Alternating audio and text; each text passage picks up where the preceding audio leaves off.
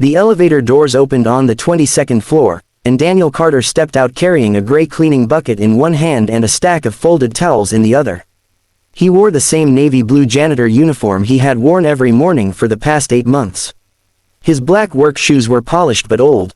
His short, neatly trimmed hair was slightly damp from the summer heat, and a simple silver watch rested on his wrist. Most employees barely noticed him. That morning, however, Daniel noticed them. 3 young executives were standing near the reception desk, laughing loudly. "Look who's here," one of them said. Daniel kept walking. "Mr. Janitor," another called. "Conference room B needs cleaning before the executive meeting." Daniel stopped. He turned around calmly. "Which room?" "B," the man replied with a grin. "And make sure you clean the chairs too. Important people are coming." The 3 men laughed. Daniel simply nodded. Of course. He pushed his cart toward the conference room. What they didn't know was that Daniel wasn't simply working as a janitor. He was the majority owner of Carter Meridian Holdings, the parent company that had recently acquired their entire corporation. And he had deliberately kept his identity secret. 8 months earlier, Daniel had walked into the building wearing a janitor's uniform because he wanted to see what kind of company he had purchased. He didn't want reports. He didn't want rehearsed presentations. He wanted the truth. He wanted to know how employees treated people who couldn't help their careers. And what he had seen had shocked him. Executives smiled at wealthy clients and ignored receptionists. Managers praised senior directors and humiliated junior employees. And people like Daniel were treated as if they were invisible. But Daniel had another reason for remaining anonymous. His 9-year-old son, Ethan, had taught him something after Daniel's wife passed away. "Dad," Ethan had once asked, "how do you know if someone is really good?" Daniel had smiled. "You watch how they treat people who can't give them anything." That sentence stayed with him. So Daniel watched. And he waited. Inside conference room B, he began cleaning the long glass table. The door suddenly opened. It was Melissa Grant, the company's vice president of operations. She was 42, sharply dressed, confident, and known throughout the building for her demanding personality. She looked at Daniel. "Are you finished?" "Almost. You need to hurry. Mr. Whitmore is arriving in 20 minutes. Daniel nodded. "I'll be done." Melissa looked at him for a moment. "You know, Daniel, sometimes I wonder why you even bother." He paused. "Bother with what?" "With this job." Daniel said nothing. Melissa sighed. "You're educated, aren't you?" Daniel looked at her. "A little." She laughed. "Then you should know that people don't usually stay janitors forever." Daniel smiled faintly. "People stay wherever they choose to stay." Melissa stared at him. "That sounds philosophical." "Maybe." She shook her head and walked away. Daniel continued cleaning. 20 minutes later, the conference room filled with executives. At the head of the table sat Richard Whitmore, the company's chief executive officer. Beside him were several directors and senior managers. Daniel was still inside, quietly replacing the water bottles. Richard looked at him. "Is he supposed to be here?" Melissa immediately answered. "He's cleaning. He'll leave." Richard nodded. Daniel lowered his eyes and continued working. Then the meeting began. "We received confirmation this morning," Richard announced. "The acquisition has officially closed." Everyone became silent. Richard continued. "Our company is now controlled by Carter Meridian Holdings." Several executives exchanged nervous looks. "No one knows who the new owner is yet," Melissa said.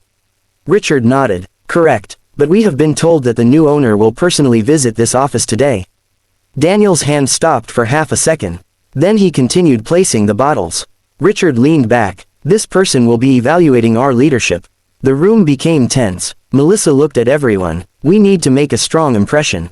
One executive whispered, "Do we know anything about him?" Richard shook his head. "Only his name." "What name?" "Daniel Carter." The room went silent. Daniel looked down. No one noticed the small smile that crossed his face. One director laughed nervously. "Daniel Carter. That's all." Richard nodded. "That's all." Melissa crossed her arms. "Well, hopefully he's reasonable." Another executive whispered, "I've heard he's worth billions." Daniel nearly smiled again. Billions. Yet he was standing beside them holding a cleaning cloth. Then the conference room door opened. A young employee named Sarah walked in carrying a folder. She accidentally dropped several papers. The pages scattered across the floor. Before anyone could react, Sarah knelt down. Daniel immediately helped her collect them. "Thank you," Sarah whispered. "No problem." Melissa frowned. "Daniel, we're in a meeting." Daniel stood. "I'll leave." Sarah looked embarrassed. I'm sorry. Daniel smiled at her. You don't need to apologize for dropping papers.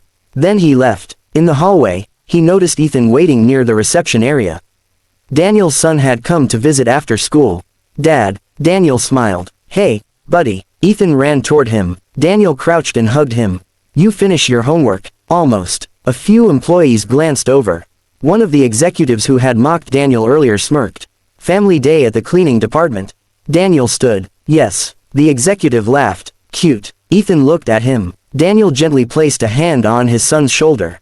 Come on. They walked away. But Sarah had witnessed the interaction. She looked at the executive with disappointment. Why do you always talk to him like that? The executive shrugged. He's a janitor. Sarah shook her head. He's a person. The executive laughed. You'll learn how the world works. Sarah walked away. An hour later, the atmosphere changed completely. A black luxury sedan stopped outside the building. A security officer opened the rear door. Daniel stepped out, but this time he wasn't wearing his janitor uniform. He wore a tailored charcoal suit. His hair was neatly styled. A simple silver watch remained on his wrist. He walked through the front entrance carrying a leather folder. The receptionist stood immediately. Good afternoon, sir. Daniel nodded. Good afternoon. The receptionist looked nervous. May I help you? Daniel smiled. Yes, I'm here for the executive meeting. Your name? Daniel Carter. The receptionist froze. Her eyes widened. Mr. Carter. Daniel nodded. Before she could respond, Richard Whitmore came rushing from the elevator. Mr. Carter. Daniel extended his hand. Mr. Whitmore. Richard shook it. It's an honor. Daniel looked toward the hallway. Is everyone ready? Yes, sir. They entered the conference room. Every executive stood. Melissa stood too. Then she saw Daniel. Her face changed. She looked at Richard, then at Daniel, then back at Richard. This is... Richard smiled nervously. Everyone, allow me to introduce Daniel Carter, chairman and majority owner of Carter Meridian Holdings. Silence. Absolute silence. Melissa's face went pale. The three executives who had mocked Daniel stared at him in disbelief. One of them whispered, No. Daniel placed his folder on the table. Yes. He looked around the room. I believe we have met before. No one spoke. Daniel slowly removed his suit jacket and placed it over the chair. Then he said, Actually, some of you know me quite well.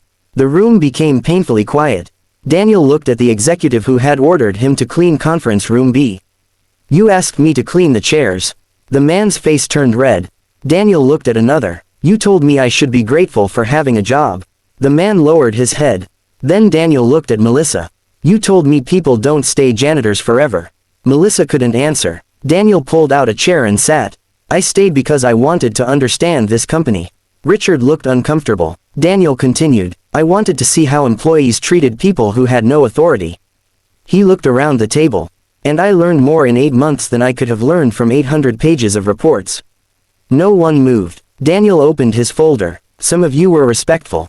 He looked toward Sarah, who was standing near the doorway.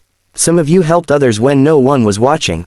Sarah looked surprised. Daniel smiled. But some of you treated people differently based entirely on their job titles. He closed the folder. That ends today. Melissa swallowed. Mr. Carter, Daniel raised a hand. Please. She stopped. Daniel's voice remained calm. I don't want apologies because you discovered who I am. The room went silent again. I want behavior that would have existed if you never knew. Those words hit harder than shouting ever could.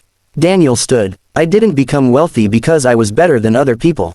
He looked toward the janitor's cart still visible through the glass wall. I became successful because people helped me when I had very little. His voice softened. My father was a maintenance worker. My mother cleaned offices at night.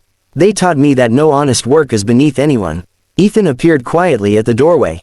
Daniel noticed him. He smiled. That's my son. Everyone looked. Ethan waved. Daniel continued. I want him to grow up believing that character matters more than status. He turned toward the executives. And I want this company to believe the same thing. Then he announced the changes. The executive who had repeatedly mocked Daniel was removed from his leadership position. Melissa was reassigned after an internal review.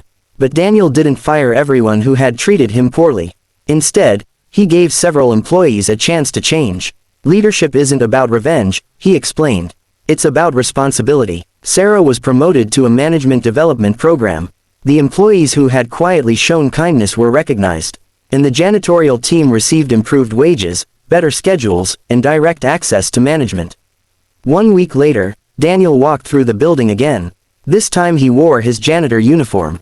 A new employee looked confused. "Sir, aren't you the chairman?" Daniel smiled. "Yes. Then why are you wearing that?" Daniel looked at the cleaning cart.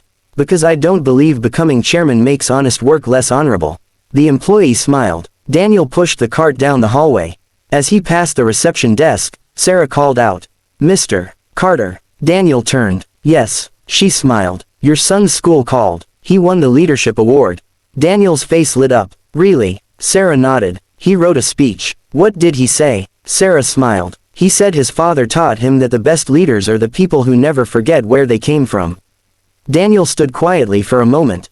Then he smiled. "That's my boy." He continued down the hallway. The same hallway where people once ignored him. The same hallway where executives had laughed at his uniform. But now every person who passed him greeted him. Not because he was the chairman. Not because he owned the company. But because they finally understood something far more important. A person's worth was never determined by the uniform they wore. And the quiet janitor they had once mocked had taught an entire company the meaning of respect.